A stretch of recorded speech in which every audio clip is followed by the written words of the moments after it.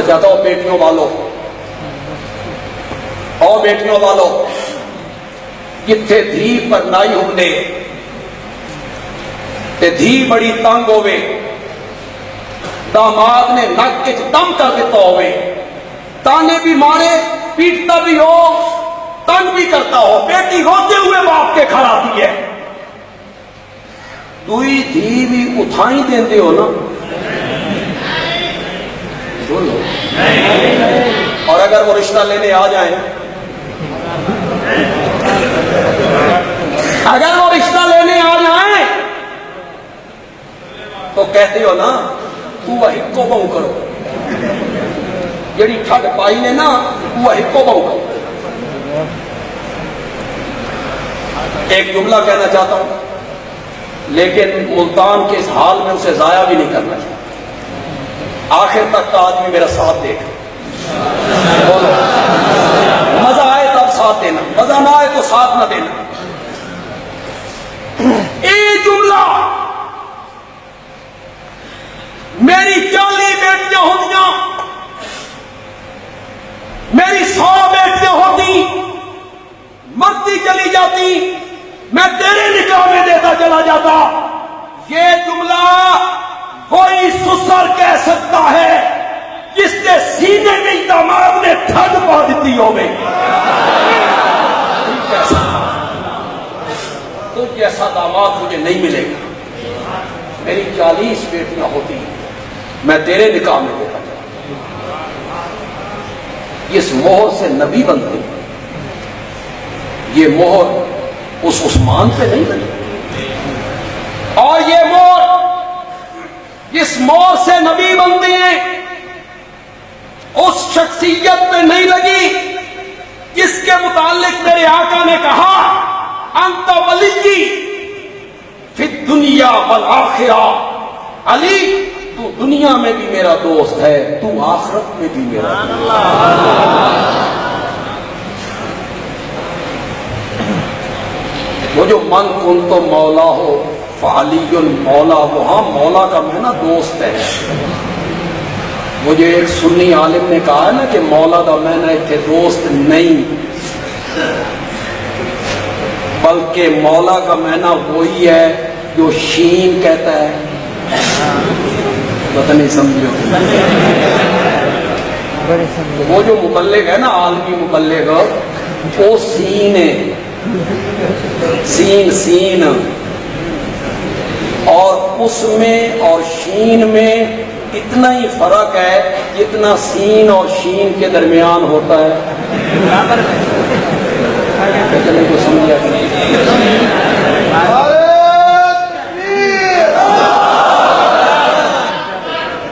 لیکن وہ عالمی مبلغ وہ کہتے ہیں کہ میری تقریریں لوگ بہت سنتے ہیں مجمع بہت ہوتا ہے لوگ بہت آتے ہیں لوگ اس لیے بہت آتے ہیں کہ تم قرآن نہیں سناتے لوگ اس لیے بہت آتے ہیں کہ تم اللہ کی توحید پہ پردے ڈالتے ہو لوگ اس لیے بہت آتے ہیں کہ تم شرک کی حقیقت نہیں بتاتے ہو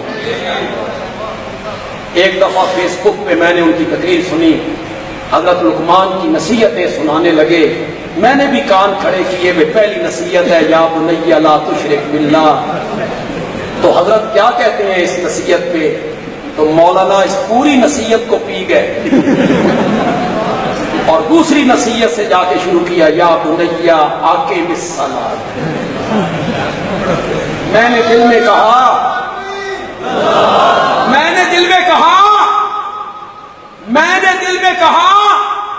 کہ اللہ کی توحید کو نتھی ہوئی توحید کو پردے ہٹا کے بیان کرنا اور شرک کی تردید کرنا یہ رب نے لکھا اشاعت التوحید کی قسمت مسئلہ کہ آپ کو بھی اشاعت التوحید کا سننا نعرہ تکبیر القرآن خان غلام اللہ خان پیر مرشد سید عنایت اللہ شاہ صاحب بخاری شیخ التفسیر مولانا محمد امیر بندیالوی علامہ عطا اللہ صاحب بندیالوی للکار ہے جمعیت اشاعت التوحید و سنت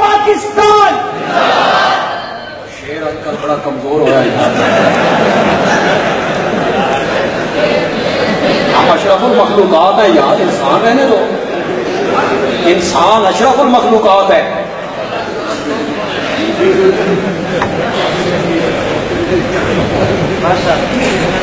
یہ رب نے ہماری قسمت میں لکھا ہے، وہ جو حضرت یوسف نے کہا تھا ما کان لنا ان نشرک باللہ من شیء، ما کان لنا ان نشرک باللہ من شیء، اس کے آگے حضرت یوسف نے کہا تھا ذالک من فضل اللہ، یہ ہے ذالک من فضل اللہ، ہمارے لائق نہیں، ما کانا ما ینبغی ما یجوز، ہمیں جائز نہیں، ہمارے لائق نہیں، ہمارے مناسب نہیں کہ ہم رب کے ساتھ شریک بنائیں۔ مولانا حسین علی نے پنجابی میں مانا کیا سامنے گل ڈھکتی نہیں، سامنے گل ڈھکتی نہیں کہ ہم اللہ کے ساتھ کسی کو شریک بنائیں۔ ایک دن ہماری طرح توحید بیان کرو، دوسری محفل میں ہم دیکھتے ہیں کتنے بندے سننے کے لیے، لیکن تمہارا عقیدہ امیروں کے لیے اور ہوتا ہے، غریبوں کے لیے اور ہوتا ہے۔ نعرہ تکبیر، حضرت علامہ عطاءاللہ صاحب بندیالوی۔ امیروں کا جنازہ ہو تو تم جنازے کے بعد دعا بھی مانگو، اور غریبوں کا جنازہ ہو تو ہمارا یہ وطیرہ نہیں ہے کہ ہم من تم تو مولا ہو، فاضل مولا سے مروب ہو جائیں۔ مولا کا معنی خلیفہ نہیں ہوتا، مولا کا معنی امام نہیں ہوتا، مولا کے لفظ سے خلافت امامت ثابت نہیں ہوتی۔ بندیالوی کے پاس آ، وہ تجھے بتائے امامتیں اور خلافتیں کس طرح ثابت ہوتی ہیں۔ جب میرے نبی نے انتقال سے 5 دن پہلے کہا تھا مرو ابا بکر فلیصلی بالناس، امامتیں ہی ثابت ہونی ہیں۔ ابو بکر کو کہو میرے مصلی پہ کھڑے ہو کے لوگوں کو،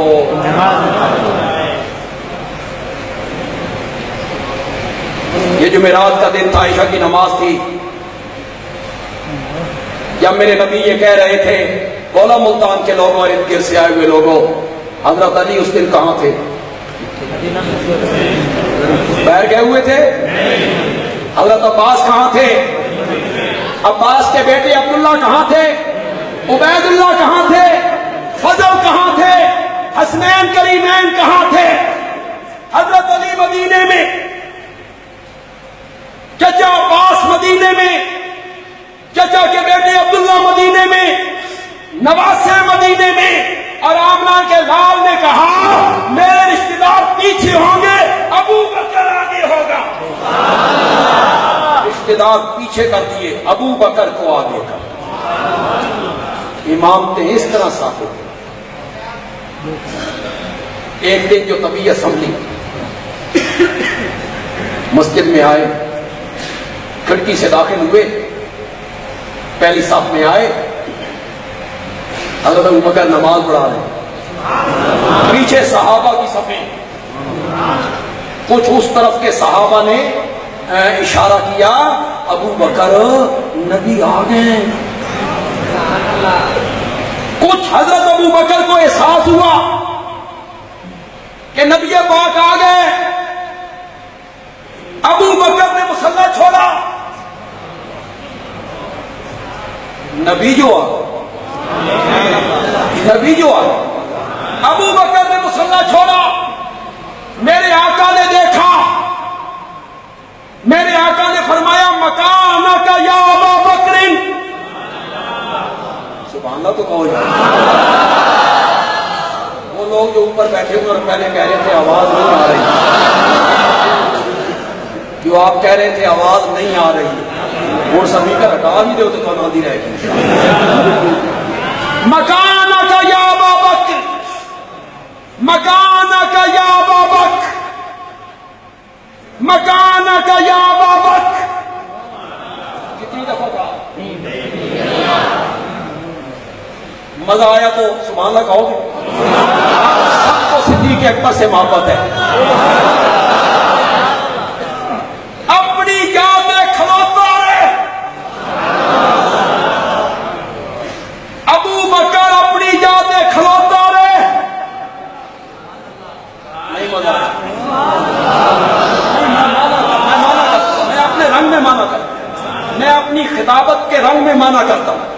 مزہ نہ آئے تے پیسے واپس. میں مانا کرتا ہوں مکانک یا ابا بکر، مکانک یا ابا بکر، مکانک یا ابا بکر. ابو بکر اپنی جاتے کھلاتا رہے، میں آج نماز پڑھان نہیں آیا، اے بیٹھن آیا تیری امامت کا منکر کون ہے.